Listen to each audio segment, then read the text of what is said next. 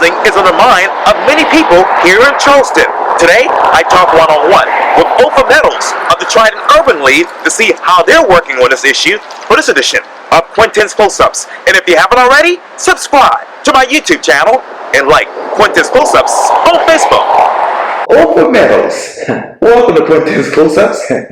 Pleasure. I appreciate you being here, and I appreciate you giving me an opportunity to talk a little bit about what the Urban League does, and specifically we're going to talk, I guess, about our fair housing program and what we do in the housing arena in general. That's right. So again, it's my pleasure being here. Just looking forward to sharing some information with the folk who might, have an opportunity to look at the segment. Yes, indeed. And obviously, you are the CEO of the Trident Urban League. Tell me, what's new, what's now with the Urban League? Well, the Urban League, as you know or may not know, is the second oldest civil rights organization in the country. We were founded in 1910. 1 year after the NAACP. Wow. The reason that the Urban League was founded was to give African Americans, or protect the rights of African Americans who were moving from the South to the North, so that they would have equal opportunities in housing and employment and education. Right. That was 1910. Those were the pillars. And that is still the tenet of what the Urban League stands for today, to create equal opportunities in all those areas that determine how well you do in this space that we call America.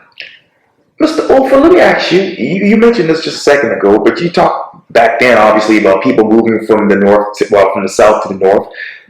In this era, in this time that we live in right now, do you see more blacks moving from the north to the south? Oh, absolutely. I say all the time, as a person who come from the Northeast, I grew up 30 minutes outside New York City, and so I always say that half the people who live in New York came from South Carolina, and half the people in South Carolina have roots in New York. But that's real. When you look at the migration routes in the early 20s, those persons who lived in Alabama, Mississippi, they migrated up to Chicago. Those persons, in the Virginias, they went in West Virginia, they went to the Detroits, and those persons from Florida, South Carolina, Georgia, that route led to New York City. But you see that trend reversing now. And so absolutely, when you see the growth in terms of the impact of migration, you look at cities like Atlanta, of course, Charlotte, Houston, Texas, Dallas, Texas, but also in the top 10 of that list is Charleston, South Carolina. And so absolutely there is a trend of those folks moving back. So in the past 5 years, Mr. Otha, how many of those African Americans have moved from the north to particularly Charleston? Well, I don't have an exact number, but let me say that going back to a study that I read several years ago and looking at those top 10 metropolitan areas that blacks were moving back to, that the fact that when you look at that top 10 list and those cities that I just listed, the Atlantas, the Dallases, and the Charlottes, the fact that Charleston, South Carolina is in that mix says a lot about the impact of those persons who are coming back. Don't have an exact number for you, though, but I think it's significant that in the fact that they made that report. And Mr. Otha, I've been traveling a lot recently for the restaurant, the places like Nashville, Charlotte, other locations soon to be. But do you see beyond those top 10 cities, do you see other big cities in the South emerging as locations for black people to move to? Well, I think that I think in general there is a movement overall in terms of blacks moving back to the South. When you look at the opportunities or where businesses and corporations are relocating, when you look at the quality of life, when you look at infrastructure, when you look at cost of living. Those are all attractive for those persons who may be living in the north currently, and as they look around the country and they look at where the most progress is where the most opportunities are existing, it's existing in the south, more specifically in the southeast. And so I think that when, as I say, when those individuals look at where those opportunities may exist, extremely desirable. Let's don't leave out climate. Right. There's a lot to be said about climate, but we're not going down that road right now. But the fact is that we're here in December, and we're not having to wear winter coats. I still try to get my relatives to understand that, we don't have to warm the car, but that is a quality of life factor, and it's one that I think goes into the decision making and the attractiveness of making a relocation or moving to a warmer climate that exists in most southern states. So, Mr. Oprah, let me ask you, what exactly are the current opportunities now for the blacks moving to the southeast? Well, I think the opportunities are across the board. I think there are employment opportunities. I think there are opportunities in housing. I think there's opportunities in terms of education, quality of life issues are extremely important. However, Quintin, we can't dismiss the fact that those opportunities that we talk about, not only here in South Carolina, but across the country, are not applied equally as it relates a lot of times to people of color. Let me just say that one of the things, as we talk about relocating to the South, one of the things that that has come across my desk in my conversation is, is the South still the same old South? A lot of people, even my relatives, they don't have a reference of South Carolina other than what I told them. The worldview of South Carolina and most southern states is very different versus what you hear, what you read, versus actually living here. Right. And so I look at it like this: is that it's not the same old South. However, the challenges, the inequality and the inequities that people of color have faced, still exist. Not only as it relates to the South, but as it relates to a country. And those are still challenges that we need to continue to work to overcome. And so those persons who are interested potentially in coming back to South Carolina, no, it's not the same old South. However, it's important that you understand that we still have challenges, but if it is that you have an interest of coming here, bring something to the table. Bring something where it is that you feel compelled and committed to making a contribution to changing those dynamics and making a difference in the communities that you desire to live in. So, Mr. Oprah, so the people who are moving here now currently, what they're bringing to the table? I think what they're bringing to the table is a different perspective of what the world is and what the country is about outside of what people know about South Carolina. I think you bring intellectual capital. I think you bring human capital. I think that you bring skill sets that contribute to the workforce. I think all of those things contribute to a more dynamic and social and economic environment where it is that everyone can really feel comfortable and making a contribution and having a seat at the table. So, in the next 5 to 10 years, Mr. Oprah, where do you see that human capital, economic capital heading for African Americans in the South? Well, I hope it heads to a place that we call equality. Okay, we talk about, let's just talk about housing as an example.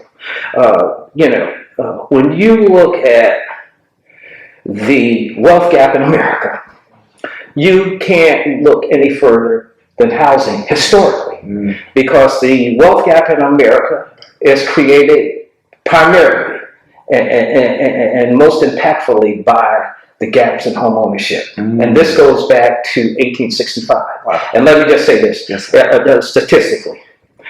We all hear in history about the 40 acres and a mule. Right.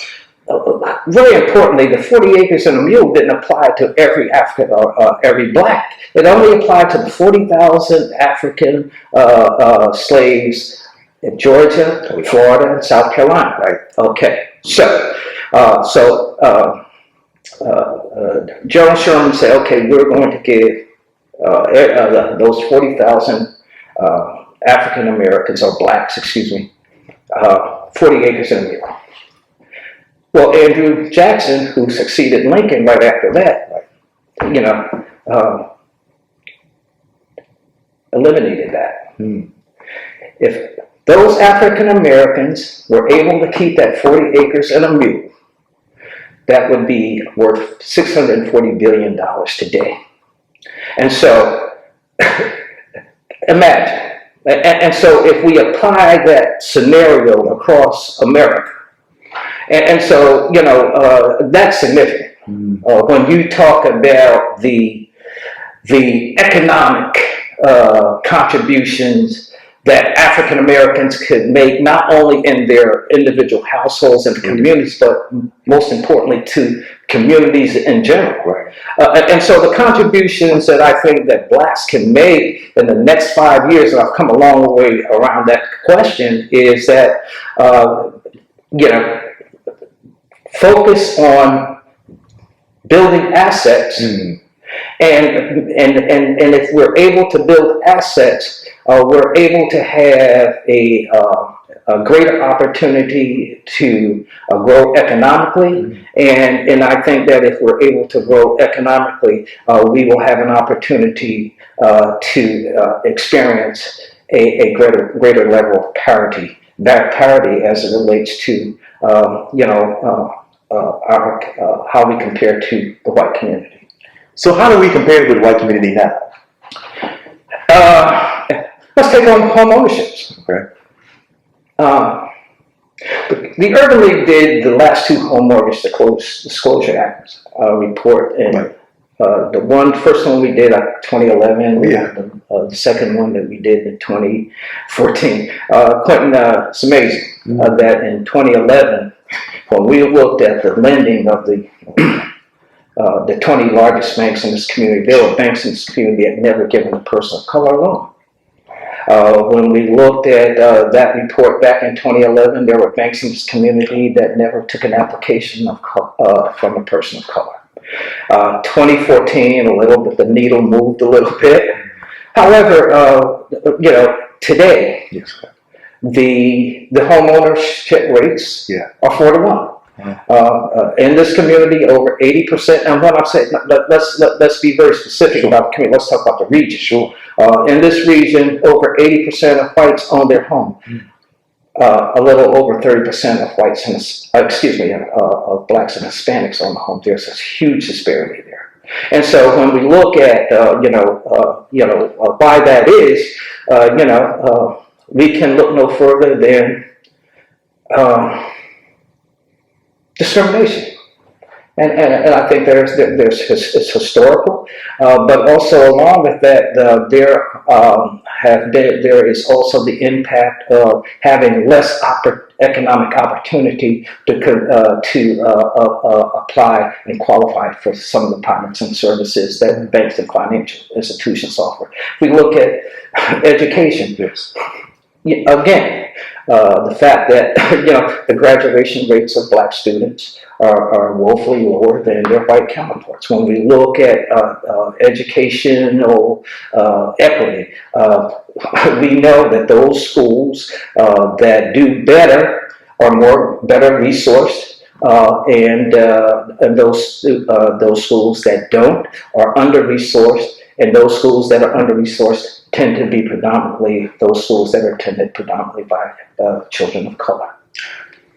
I want to ask you this later in the interview, Mr. Oval, but I can ask you now. How do you target fair housing enforcement in areas of Charleston that have been well-resourced or high-performing schools so that you can actually increase housing opportunities that are open to people of color? Well, let's look at the census tracts. Oh, yes. Okay, those census tracts that are predominantly inhabited by people of color tend to be undervalued, tend to receive less or don't receive the kind of evaluation from financial institutions as other communities. And so where one lives determines what school you attend, and I think it's all tied together, and being able to address issues around redlining. That's a term that that goes back some years, but I think to a degree it still exists. It just exists in a different form, and I think that it's being played out in a little bit more sophisticated way. But the fact that let's understand this. Yes, sir. For the most part, even though we're supposed to have equal opportunities across the board as it relates to housing, we still, for the most part, live in segregated neighborhoods. Okay, and so let me just say that those neighborhoods that tend to be of color are not on par and do not receive the same attention from banks and financial institutions as those in more upscale or what we call higher opportunity neighborhoods. Mr. Ofer, I know you don't want to call out the names of the banks, but how many of those banks here locally actually help blacks get their own homes? Well, I think that locally, and let me say that this is not an indictment against any one financial institution. However, there are bad players in every industry in America. But let me frame it this way. Yes, sir. When you look at the discrimination cases that have been settled recently, Sure. They are discrimination cases that have been against some of the largest banks in the country. And we know who they are. Sure. And so when you ask the question, okay, why is that? Well, why is that is because those financial institutions, while they say that we're going to do better, while they have made progress in creating opportunities for home ownership and increasing home ownership for minorities and blacks, Hispanics, and others. As far as policy is concerned, Yes. Policy is not aligned with what is actually happening in the market, and so I just think that there's still lots of work that we need to do to bring attention to the fact that the products and services that are offered by financial institutions is not being applied or being made available in an equal way as it relates to communities of color. And there's some reasons for that. So what reasons do you see? I see that there is a lack of interest. There's a lack of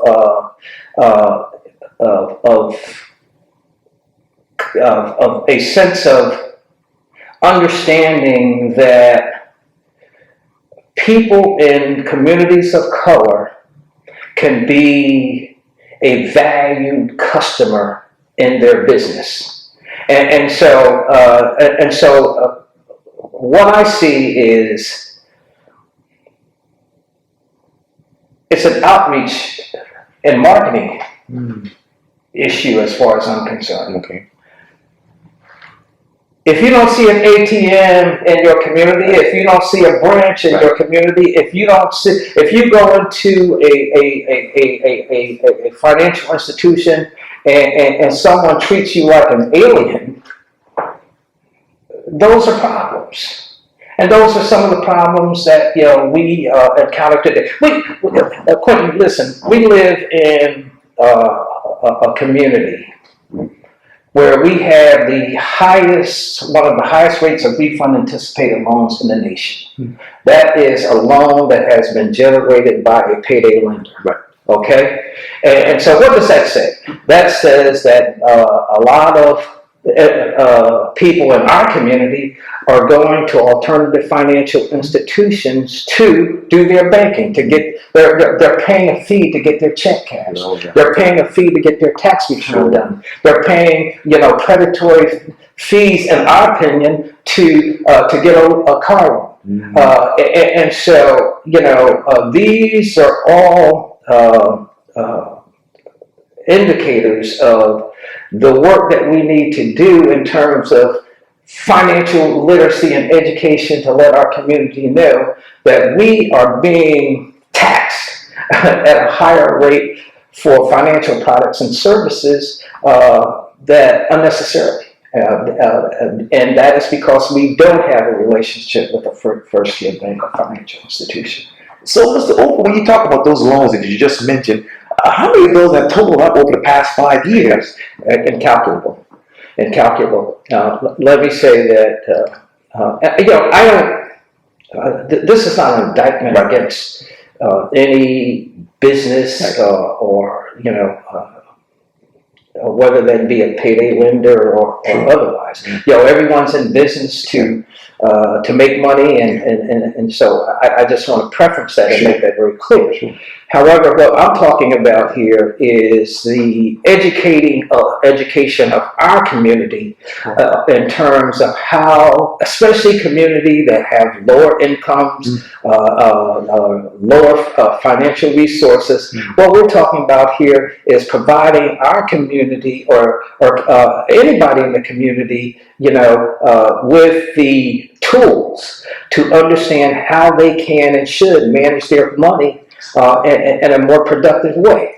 And so one of the things that we advocate here at the Urban League is asset building. Because when you look at the pandemic, that disproportionately devastated African Americans. Okay, when you look at the pandemic, those persons who were most impacted had less than $400 in savings in the bank, statistically. And so what that meant is that as long as people were going to work, they were able to go week to week, paycheck to paycheck, pay the bill. But the minute something happened, like a pandemic, like the car breaking down, like an emergency illness, throws everything out of whack.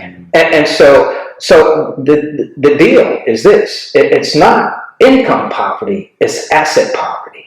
And so one of the things that we advocate here at the Urban League is, we advocate for those persons in our community on the importance and the need to build assets, to have something in contingency so that when that emergency comes up, when another pandemic comes around, God forbid, that they have those resources that they can fall back on to get them through those challenging times. And when we talk about asset building, one of the primary assets, the ultimate asset, in our opinion, is home ownership. When you look at the wealth in America, households that own homes, that wealth is in excess of $230,000. When you look at those households that rent, it's about $5,000. Wow, that's a huge difference. So, what is the percentage of households who actually rent, and what is the percentage of households who actually own homes? Well, when you look again at the statistics across America, over 80% almost 80% of whites own their home. And when we talk about the country, South Carolina and Charleston mirrors what's happening in the country. Okay. We're talking about less than half of the households and communities of color who own a home. Wow. And so that's a significant gap. Mm. And, you know, when you look at the wealth, the difference in wealth, I mean, just based on home ownership alone, the wealth of black households is about 15 to 20% of what the wealth of white households are. So, what is the current median household income for an average black person here? The average household here in Charleston is about $31,000 per year. Wow. And where do you see the highest amount of income for African Americans in this area? Well, one of the things, where do we see the high? Yes, sir. Okay, let me just understand the question. Yeah, where do you see the highest income for African Americans in Charleston County? Well, you know, I don't know what the highest income is. You know, I can only talk about averages, but let me just say that I am sure. Let me tell you, I'm not one of the highest income folk in this community. But I am sure that there are people in this community who have very comfortable incomes. Okay. However, when you look at the total population, there are huge disparities in those persons who are in the upper income bracket versus the middle income bracket versus the low income bracket. And so when you compare the black community to the white community, or the black and Hispanic community to the white community, there are very, very significant differences. What are those other disparities that you see right now? The disparities are, just in the fact that, the income of African Americans, is, very different or lower than their white counterparts. And that's primarily due to employment. A lot of us in our community are employed in service industry jobs, low-wage jobs. We now are in a place where we have high-tech manufacturing, continuing to grow. One of the things that we're doing here at the Urban League is we're trying to ramp up an apprenticeship program so that we can get more people of color, women, into those apprenticeships that lend themselves to high-paying, blue-collar manufacturing jobs. Those jobs that pay a living wage. And Quintin, unfortunately, too many folk in our community are working 2, sometimes 3 jobs and still can't make ends meet. And so it's an issue around wage, but also it's connected to education. It's also connected to opportunity, and also I think we can't all dismiss the fact that it's also connected to race. And so what we need to do is understand that as a community we need to be given equal opportunity to and access to better paying jobs. We need to demand that our education system do a better job in educating our children, because at the end of the day, all the things that we're talking about are connected. Okay, we can't just talk about housing in a vacuum. We can't talk about education in a vacuum. We can't talk about employment in a vacuum. It's all connected, and we need to make sure that we are working, and that's what we do at the Urban League, to make sure that we're able to connect the dots and come up with some specific strategies and policies in terms of how we can make that work in a much better way for our community. Speaking of connecting the dots, let me ask you, how much has housing discrimination increased homelessness in this area? That's hard for me to say, but let me just say this, that when you look at what we see here at the Urban League, Yes, sir. there's a very interesting dynamic that's taking place in this community right now, not only in this community, but across the country. It's the buying of apartment complex by corporations. And what we are seeing is that these corporations are coming in and buying up these complexes, driving up the rents, and making them, in essence, unaffordable for residents that tend to be of lower income and moderate income. And so, as you know, we already have an affordability crisis here. We've talked about, earlier about the low wages here. And so what we have now is a dynamic that has just appeared recently, where it is that, we have these corporations who are coming in, buying up complexes, driving up the rents, and basically, in our opinion, creating barriers for those persons to maintain their household. And so what we see is, and I think if you go back a couple of years, we in North Charleston have one of the highest eviction rates in the country. When you look at the eviction rate in the country, which is about 8%, and you look at the eviction rates in our region at 33%, that's astronomical. But the fact of the matter is that predominantly those persons who are being evicted are people of color, disproportionately.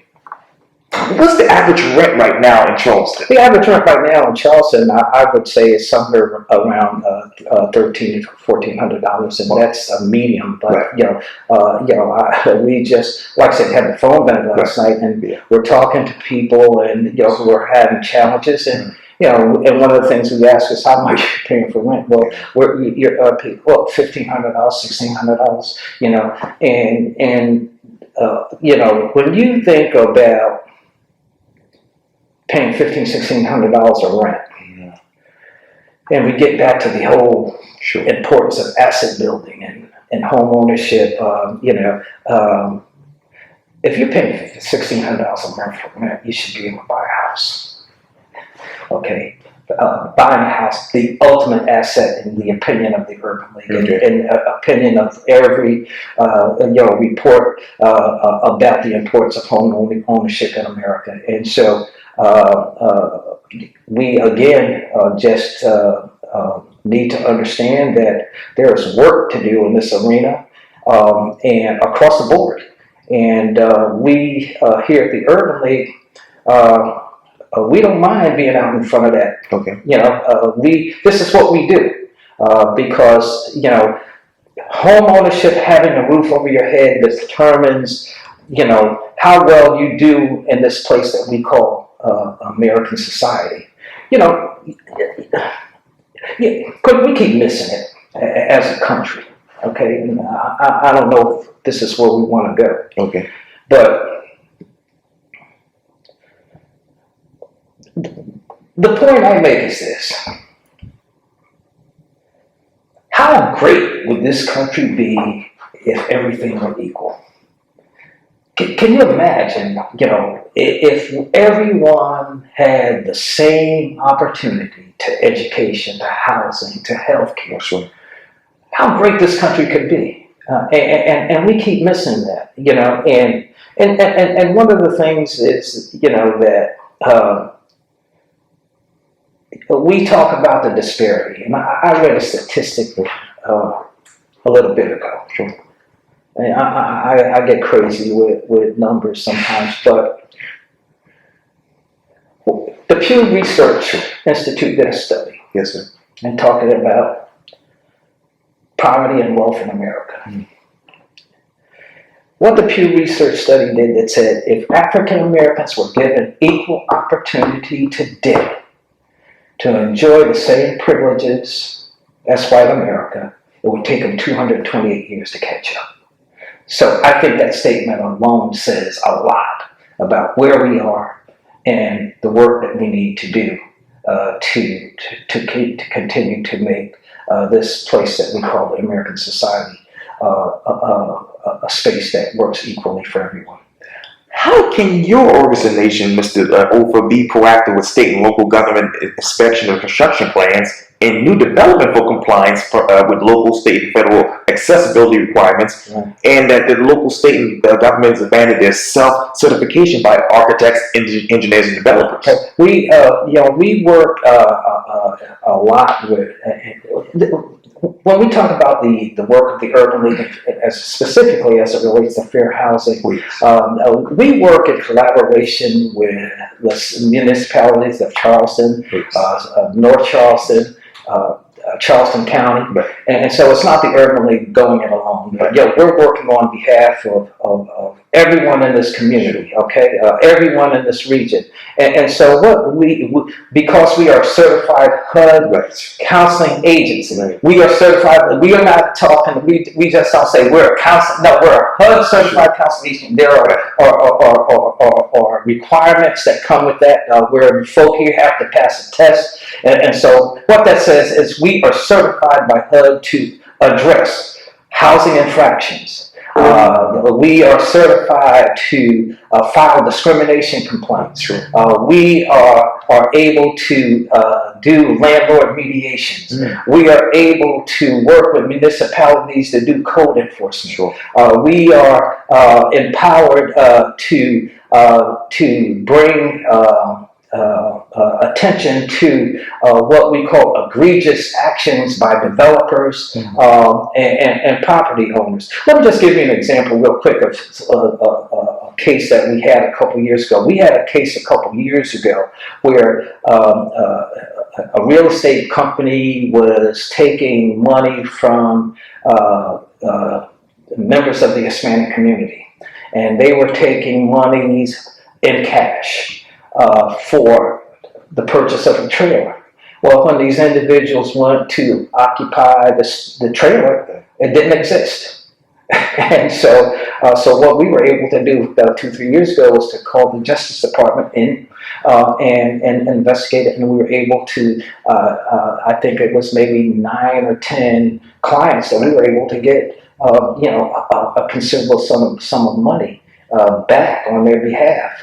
And so, again, this is the work that we do that allows us to basically hold developers, property owners, bad actors, if you will, hold their feet to the fire and hold them in compliance as it relates to the Federal Fair Housing Act and South Carolina landlord-tenant law. And we've been doing that since 2006. Now, how can your organization, Mr. Ofer, ensure that the owners of the buildings and those real estate agencies be held appropriately accountable for the actions of their agents, which will help to facilitate systematic change and increase compliance with the law? Well, one of the things that we do is that we. Easier said than done. However, we don't back away from that. And let me just give you an example. There's an apartment complex here, a very large apartment complex here just recently, and we just started getting a ton of complaints about what was happening. Well, what we were able to do is we went and met with the management. Okay, and so what we were able to point out to the management was this: the actions of your management team in this complex is, borders on a fair housing infraction. And so it may be an issue of not knowing what the laws are. But we were able to sufficiently educate them. However, what we have, in a lot of cases, is that we have property management who really don't know what the laws are. And in addition to that, don't have the documentation and leases that really support or that are illegal, And so the point that we make is, okay, you know, your documentation or your leases are not in order and don't have the right information. And the other thing is this: what we encourage tenants to do. True. Read the lease. Sure. Yes. Read the lease. One of the things one of the things that we hear here at the Urban League, we get tons of calls on is, I'm being evicted.